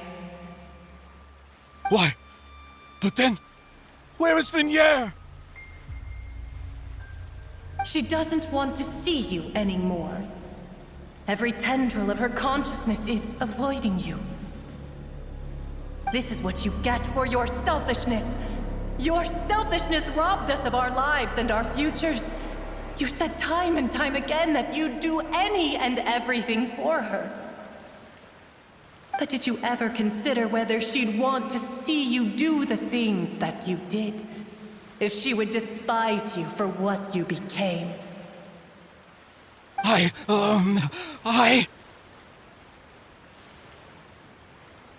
You are a liar, a heartless murderer, and a cowardly narcissist. The only thing you are not is Vinier's beloved. From the moment your first victim died and her consciousness merged with Vinier's, she has had nothing but pure hatred for you.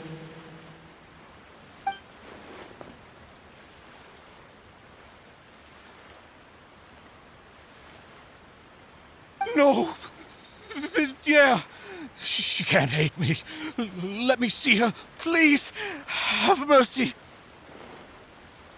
You still don't understand.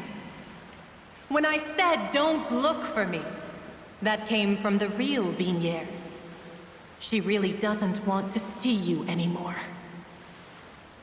But on top of that, she also said that because it's her final drop of pity for you. She said that because she knew that if you did come here, we will show no mercy to you. Vache. Vache? Vache. Vache. Vache. Vache. Drown.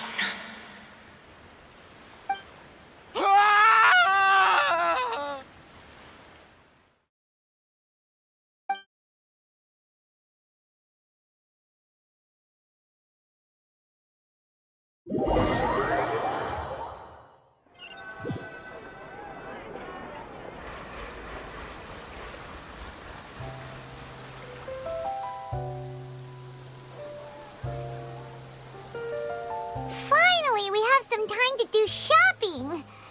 Gosh, it's really been a long time since we've been able to relax. Huh. Well met, partner. I knew something great was going to happen when I woke up in such a good mood today. Even this weather can't put a damper on the demoiselle's mood. It's a pleasure to see you both again. Oh, hey, Navia! It's been a few days. Paimon's already started to miss you.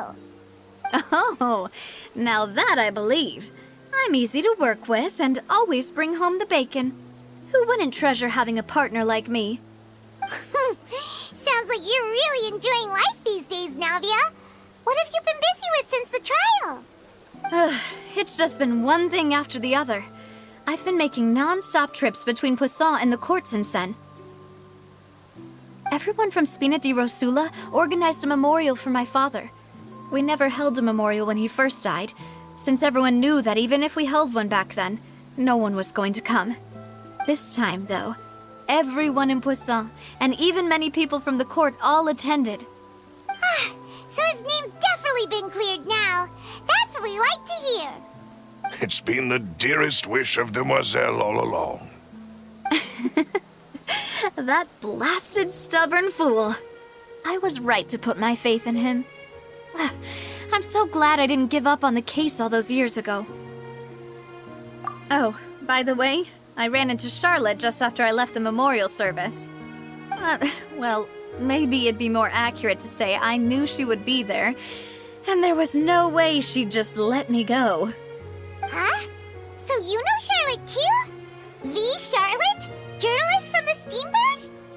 Yeah, way back when I first became the president of the Spina di Rosula, she was all over me. Wouldn't take no for an answer. I believe the story was called The True Heart of Darkness, Secret Tales of the Yellow Rose. To be fair, though, it was a really flattering feature. So, we've been on pretty good terms ever since. She was trying to lean on our friendship to get me to do an exclusive piece on the serial disappearances case. Oh yeah, she told us about that. She's always been super interested in that case, so now her wish has finally come true too. Anyway, I told her to make sure that when she writes about you guys entering the opera house with the critical evidence, that you both sound really cool. Now that's another thing to look forward to. We trust Charlotte's skills with a pen for sure. Oh, and in other news, I also took Clarand out for a meal. Oh, are you two on better terms now? While you were investigating Vache's headquarters, Clarand gave testimony on my father's behalf. It was thanks to her that we were able to turn the tide. I wanted to thank her. I mean, there's also no point in being awkward all the time, so we took the chance to reconcile with each other. Oh, that's great. Paimon also thought Clarand wasn't actually a bad person. It's always good to have more friends. Anyway, now that the case has finally been solved, perhaps it will slowly begin to fade from the public consciousness. Oh, actually, there's still one last thing I need to do. What is it? I should pay a visit to my father's grave and tell him the truth of what happened, as well as how it all ended. And on top of that, just how much people still look up to him to this day. That includes me, too. Miss Navia. Indeed. We want to go too! We also think Callus is a really admirable person. Sure thing. I'd like you two to share the moment with me. After all, without you, there might not have been such a positive ending. And in that case, everyone, let's be off. Considering the recent weather, we'll be lucky if we can reach Poisson before dark. Yeah, you're right. It's been raining non-stop for a few days now.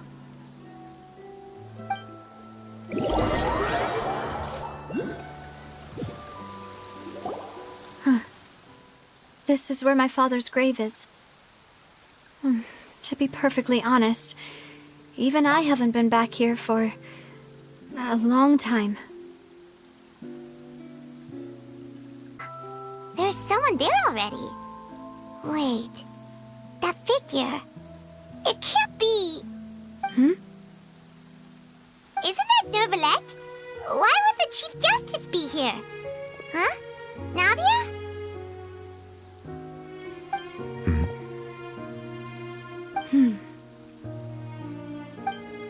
My apologies. I should have asked before coming to pay my respects. Don't say that. Sorry about that. Oh, I was trying to say there's no need for you to apologize. I wanted to show my father how much I've grown, but still, I doubt I've grown to the point that even the Chief Justice would feel compelled to apologize to me over and over. In that case, I will stop apologizing for now. You really could use some pointers on understanding human emotions, Monsieur Neuvillette. In any case, why did you come to Poisson? Well, ever since that day, I've been turning a question over and over in my head. Just what is justice anyway? There was once a time when I didn't want to believe that there could be anything more important to humans than life itself. Oh, rather than that, it's probably more truthful to say I didn't believe humans were capable of resisting the most basic instinct of living things. That they could rebel against their own nature, or consider certain things to be more important than their own lives. Which is also why I didn't stop your father from beginning that fateful duel. I believed that a truly innocent man would never throw away his life like that. That there was nothing, should have been nothing more important than one's own continued survival. But Mr. Callus proved me utterly and decisively wrong. If not for his sacrifice, the serial disappearances case would have remained unsolved to this day. Mr. Callus made the choice he did for his daughter, for his associates, and for many people completely unrelated to him. And in the end, from a certain perspective, one could say that he did it all for the sake of justice. A justice that's higher than life itself. So, you asked me why I came here. I just wanted to say my apologies to Mr. Callus in person. I should have noticed all of this much sooner. This regret has filled me with a sadness that has haunted me for days. That high and mighty chair in the Opera Epiclese indeed insulates one from many important things. Spina di Rosula, thank you so much for your hard work and perseverance. I'm sorry for being mad at you before. So, you're actually one of those types that's cold on the outside, but pretty thoughtful on the inside, huh? That reminds me of Silver, one of my guys. Sorry about that. Self-expression is not one of my strong suits. Didn't I just say you don't need to apologize? Ah, so Navia and Neuvillette seem to have made their peace as well. Let's not disturb them for now. We can wait till after they're done.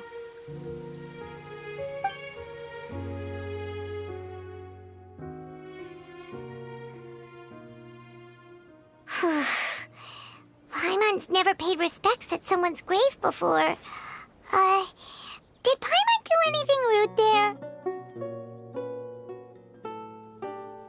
Huh? Oh, Paimon didn't know that was a thing! But Paimon doesn't know what she would do if she can't fly! Oh no! Paimon hopes Miss Navia won't be too mad!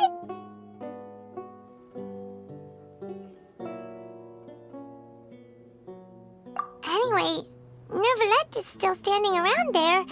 It's not often that we can catch him alone like this, so why don't we go talk to him for a bit?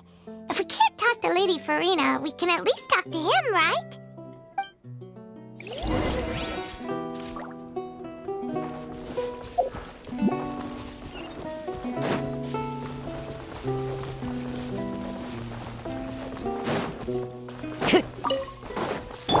I see everything.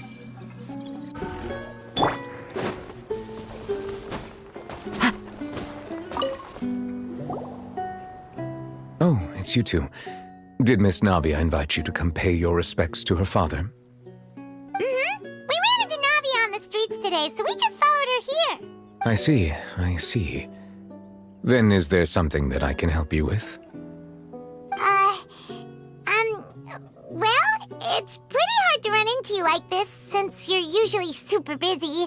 So we figured we could try to ask you a few questions, if that's okay. Please feel free. Though outsiders, you helped us solve one of the greatest mysteries in Fontaine, and it would be my pleasure to return the favor.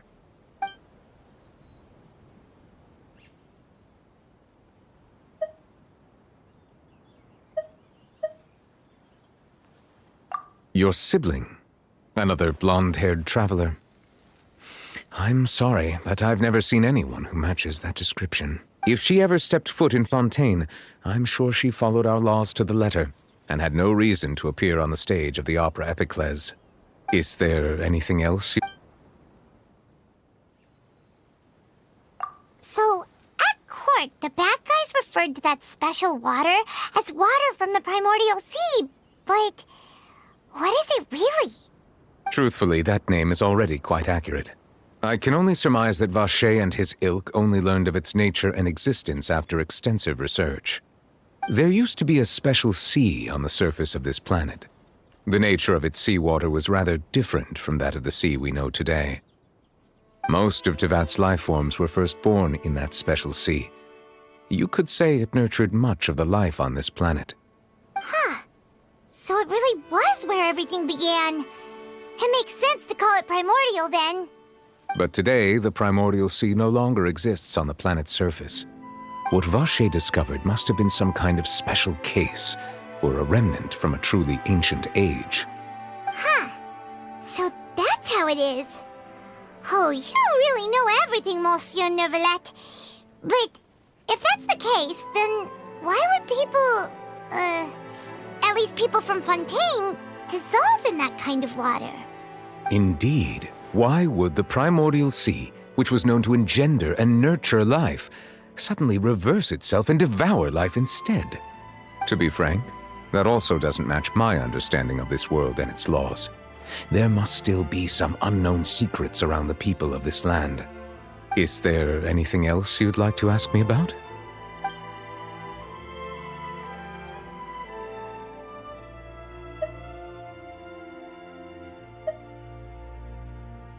My apologies. My investigation has still not reached its conclusion. However, I still believe the judgment of the Oratrice was not rendered arbitrarily.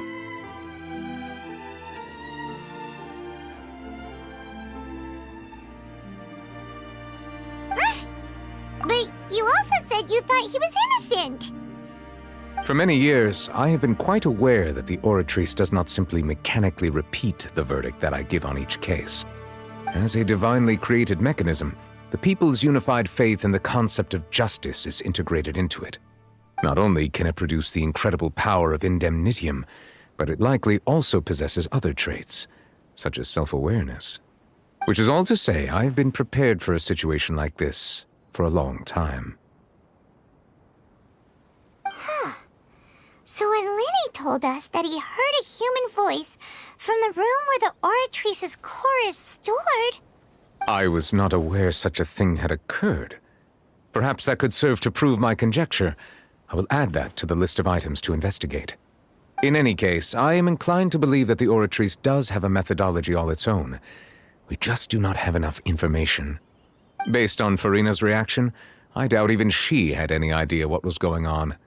She managed to bluff her way through it, though, with her time-tested twin tricks of bravado and drama.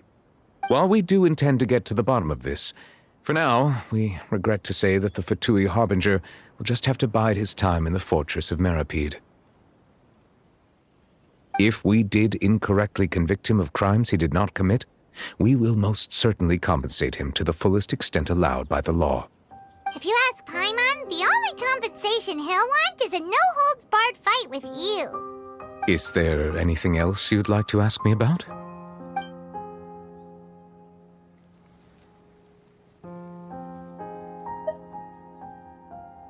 That the sea levels will rise and everyone will be dissolved in water, leaving Farina crying alone on her throne, but the sins of the people will be finally washed away for good.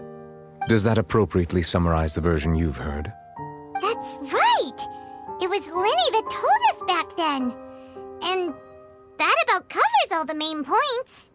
Yes, up to the present, I think we reached a point where we have no choice but to confront this prophecy directly. Rumors have it that this prophecy is rooted in the last words the former Hydro Archon left to the world before she passed away. A prophecy? Of the former Hydro Archon? Wow. This is the first time that we've ever heard of it. Two parts of the prophecy have already proven correct. The rising sea levels and the ability of the people of Fontaine to be dissolved. We should be more vigilant and stay on the watch for further signs. Speaking of the prophecy, Farina has also always taken it quite seriously. Indeed, she has been collecting information and intelligence from across Tevat for this purpose. If the rumors were true, then perhaps this prophecy is the conundrum left to Farina by her predecessor. But with Farina being the way she is, can we really trust her to solve it? Is there anything else you'd like to ask me about?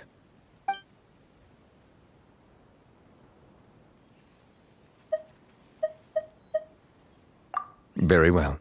It was my honor to provide you with what answers I could. I very much enjoyed conversing with you. It will soon be time for me to leave this blissful tranquility behind and return to Palais Memoria.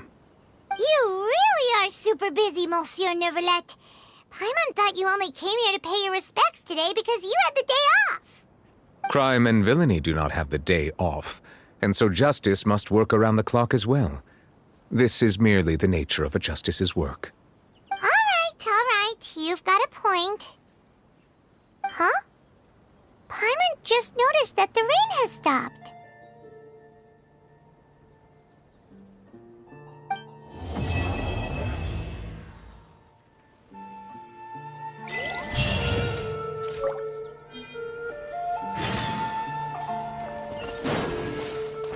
Time to go.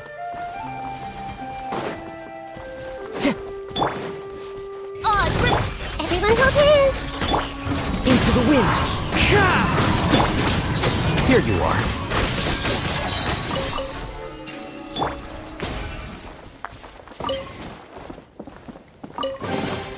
Brings a smile to my face.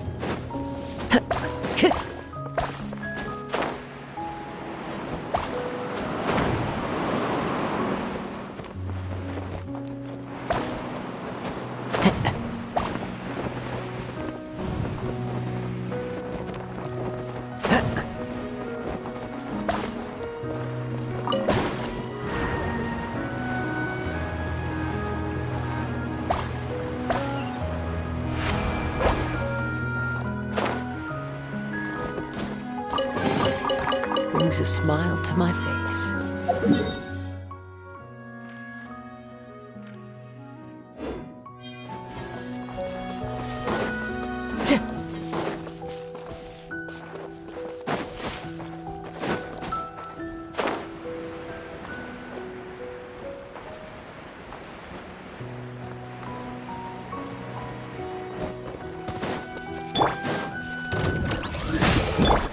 One with nature. I see everything. Flicker.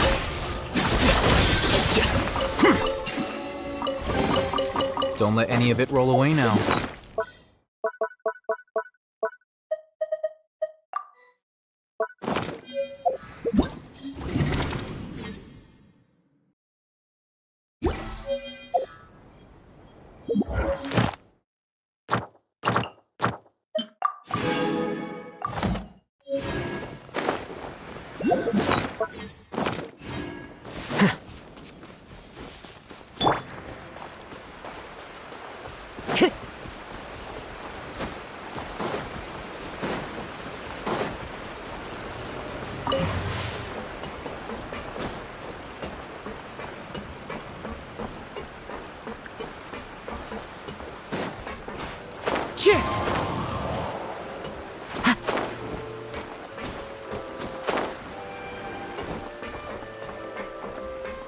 The wind knows me.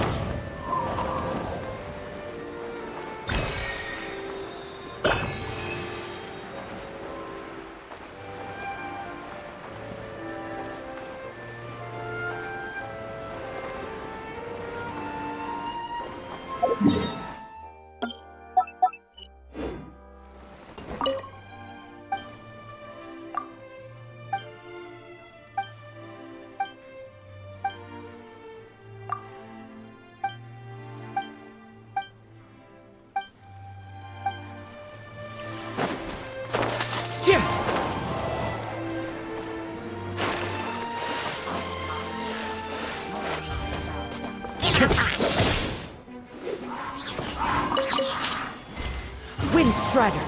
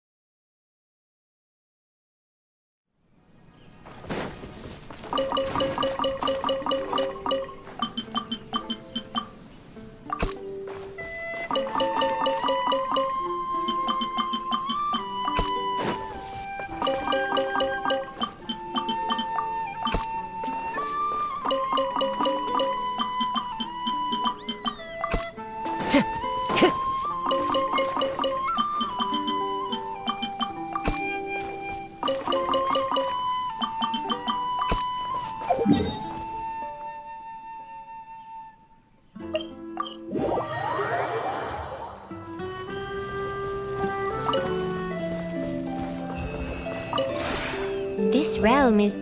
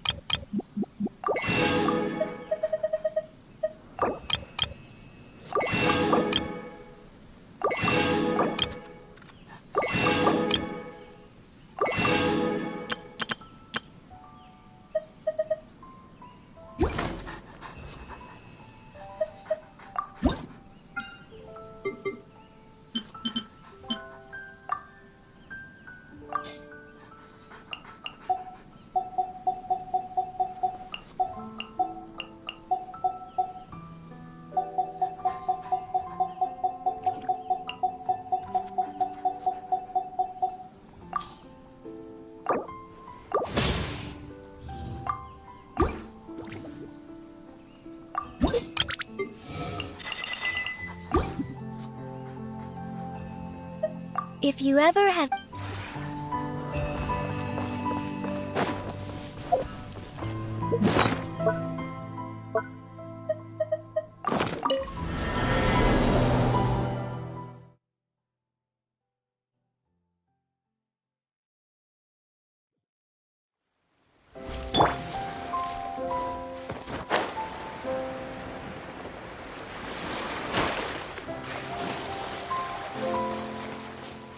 By royal decree, committed to memory.